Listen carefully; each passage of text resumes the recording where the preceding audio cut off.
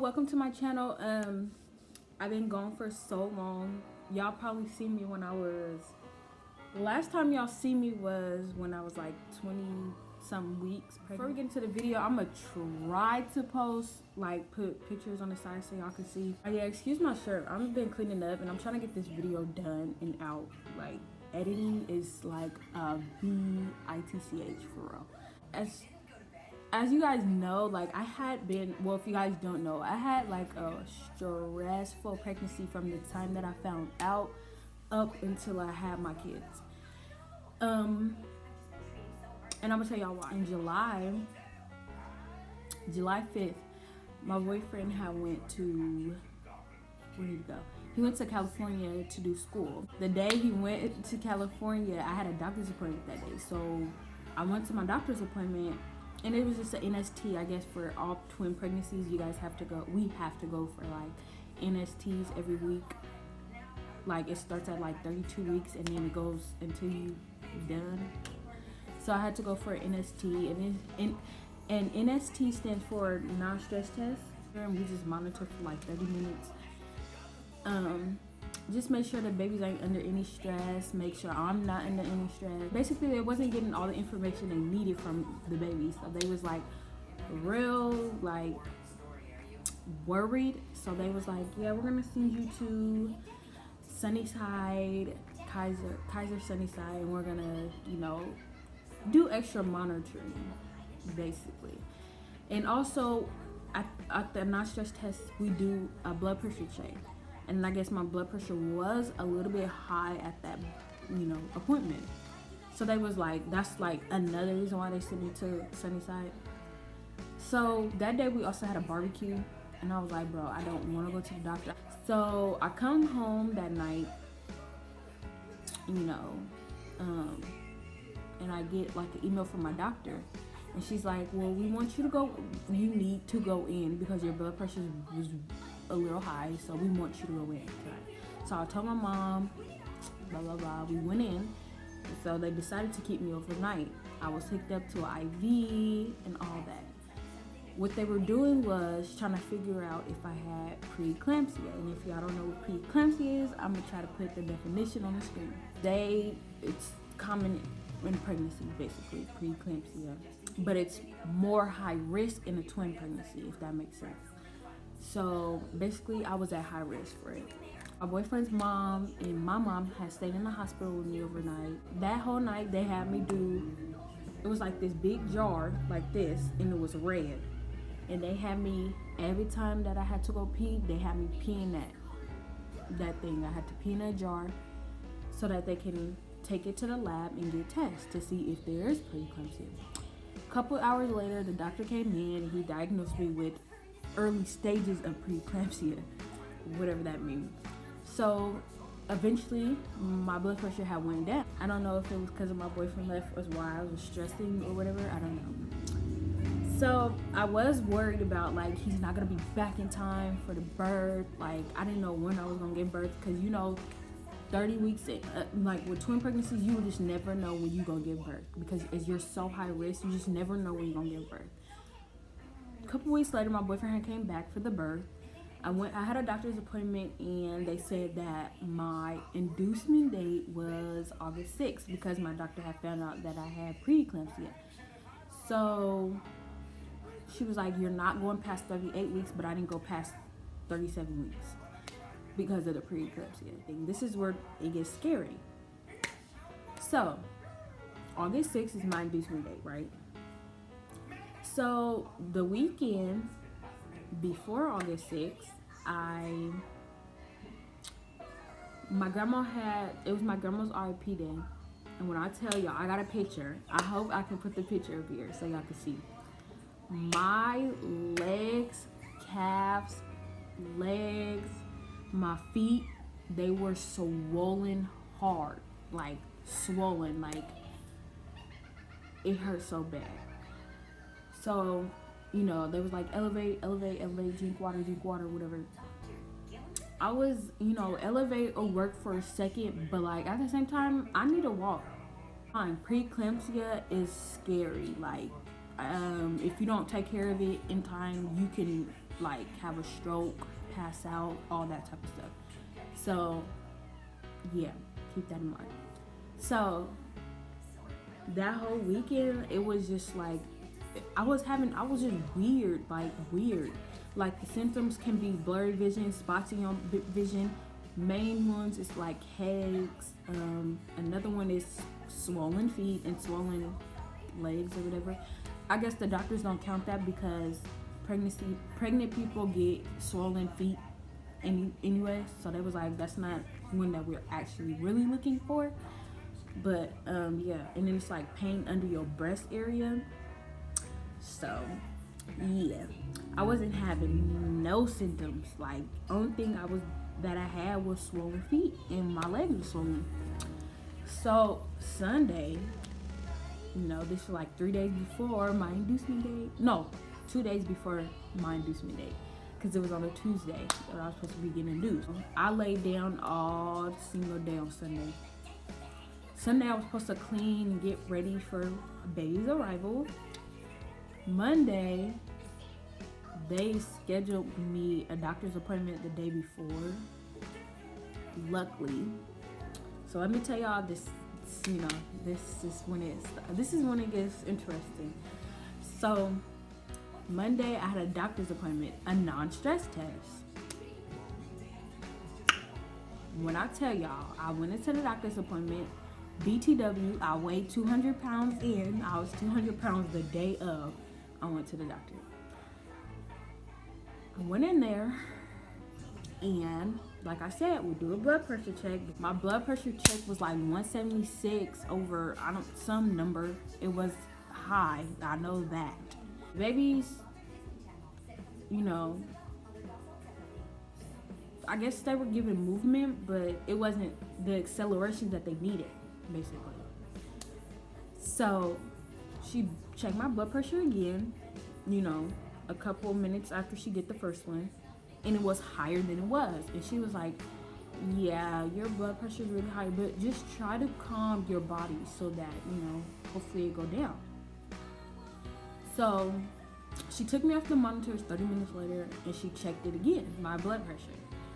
And it was high, really high, but it was lower than the last time she checked it. She was like, yeah, I'm gonna go run this up by the nurse, but I really don't think you're going home. I'm like, okay, whatever. So she did that. She came back in, and she was like, yeah, so you're gonna have to go to labor and delivery and extra monitoring because we're very worried about your blood pressure. Is very high and it's not coming down. Like, it's not coming down. I'm like, oh my gosh. Like, I wasn't having any symptoms or nothing. It was just like, I just felt weird, but I wasn't having no preeclampsia symptoms. Like, none of them. Until I got to the hospital, until I got to labor and delivery. So I told the nurse, I was like, yeah, I think my babies are better out than in. I don't know why I said that, because my heart was beating the whole day because I knew I was going into labor. So I was like, yeah, I think they're better out the end. Like, I don't want to keep going through with this, high blood pressure stuff, and then me or my babies is in danger, So they took me to labor and delivery, and I'm laying in the bed, and I got this sharp pain right here. And it's like right here, and it's like, it hurts, and it's like connected to my chest also, the pain is, and it's like a sharp pain. It's connected to my chest up here, and I'm feeling it in my arm. I was like, bruh, what the? So by that time, my mom and my auntie had walked in. So she puts an IV in me. They give me cold towel to put on my head, and they're like, she comes in and she's like rushing. She's like getting stuff, and I'm like, what is she doing? Why is she rushing? Like, what's going on? My mom's asking her, what's going on? She's like, I'm gonna put this IV in you. We're gonna have to give you fluid to make your blood pressure come down because you're at very high risk of a stroke right now. I was like, oh my God. My boyfriend was like, just stay calm. I was so excited when they said, I'm going to take you to the labor and delivery room and we're going to start your labor. I was so happy besides the high blood pressure. So that's the only thing that was on my mind. I was worried. Checked my blood pressure again, and again it wasn't going down. Like, it was going down by a little bit. Like, it wasn't going down really. So they was like, we're going to put you on medicine. It was this medicine to prevent, I guess it's to prevent strokes or whatever, to prevent me from having a stroke. So they put me on that medicine, plus the medicine to lower my blood pressure. They went to go get me some food. My auntie and my mom went to go get me some food, some KFC. I had 2 chicken bowls. They got me 2 chicken bowls. I got an apple pie, 2 apple pies, and something to drink. And this is before I even started my labor process. No, this is after. So they gave me 2 options, was to put me on the Pitocin because at the doctor's appointment when they scheduled my inducement date, I was 1 centimeter dilated, 1.5 centimeter dilated. So they was like, so we can give you the Pitocin, or we could put the balloon in you to make the labor, you know, to make your cervix open, and then give you the Pitocin. I'm like, I was like, I'm not gonna get the Pitocin because I don't want to be here. I don't want to be sitting here contracting and my cervix isn't opening. So no. So I got the balloon. Y'all, it was so uncomfortable. Them sticking their hand all up inside me, just no. So she was like, they put the balloon inside me. I had the balloon, y'all. Got the balloon till I was 4.5 centimeters dilated. But let me tell y'all, everybody's different. But at the same time, my contractions was like, I sat through my contractions. Like, if I didn't have to get an epidural, I wouldn't have got, like, if it wasn't required for me, I wouldn't have got an epidural. Like, I sat through them. I only had one bad contraction out of the whole labor. Took the balloon out, put me on Pitocin. That balloon was so uncomfortable. Like, when they had, if you like pull it, it feel like you gotta go pee. Like, it was so uncomfortable. And then feeling that feeling, taking them out, I was like, this is disgusting. So that's when them contractions really start hitting, when they put me on that Pitocin. So I only had 1 bag of Pitocin. I think it was like a half bag, to be honest with y'all. I don't even think I used a full bag. So I kept the balloon in overnight. In the morning time, they took it out. I was on Pitocin. They didn't take the balloon out in the morning. They took it at noon, I think. I was on Pitocin. I was forced to get an epidural because if not, so with twins you're like forced to get an epidural just in case you have to undergo like surgery, C-section. If I didn't get an epidural and then they would have to put me to sleep to get the surgery. So I know I didn't want that. You putting me to sleep while y'all taking my babies out, I think not. So I had to get the epidural. That was like the worst fear of this whole labor and delivery. I don't know, other people got fears like pushing the baby out. That wasn't my fear. My fear was getting an epidural because I don't like needles. So first, before the epidural, I got the medicine that like make you drowsy. I forgot what it's called, but I got that. So when I was about 6 centimeters, I got the epidural because I was like, I was waiting it out on purpose. I was like, you might as well just get the epidural because just to get it over with. Like, I don't know why you're scared. Like, just get this over with. It can't be that bad if everybody's having kids. So I got the epidural. I was cool after that. Like, I was just cool. I was chilling. But the thing is, you can still feel contractions with an epidural. Like, I don't care what they say. You just can't feel your legs. But I felt contractions still. So, but they wasn't as bad. I just was cramping. It was just cramps. Do you want me to check you or do you want to wait? I was like, you can check me. So she checked me and she was like, you are 9.5, 10 centimeters. I think you're ready to push. And I was like, you got to get these babies out one way or another. Like, period. Then one child push. My boyfriend and my mom was in the room for that one. I could only take one person in the room with me, and I took my boyfriend, because why not? Busting them doors, I see like, bruh. Mind you, I'm still on that medicine that make you drowsy. Still on that. So, all I see and all I remember is them busting through these doors, and I see emergency on the wall. I see that. Then they bust through some more doors, and all I see is about 6-7 doctors scattering. Like everybody's scattering and they're talking to each other. They're like, yeah, and I hear them laughing, like they just having a good time. I just remember the room being very cold, like just cold. So, I remember them fluffing the blanket out, putting it on the little baby monitor thing, and all that. Oh my God. So, put me on the bed where it's laid flat, but it was like hella short. And then they put the little leg thing, was pushing. I think I pushed about 3 or 4 times, and I got baby out. And that one was just like, she was just out. Like, and then the doctor looked over, because they knew this was one of my fears again. They was like, you did not tear. You did. While I was giving birth, they did another ultrasound to see where baby B was. She decides, she was head down, by the way, but she decides to try to come out with her hand and her leg. Yeah. So that didn't work. So they was like, they had to stick their fingers back up there and like move her leg around.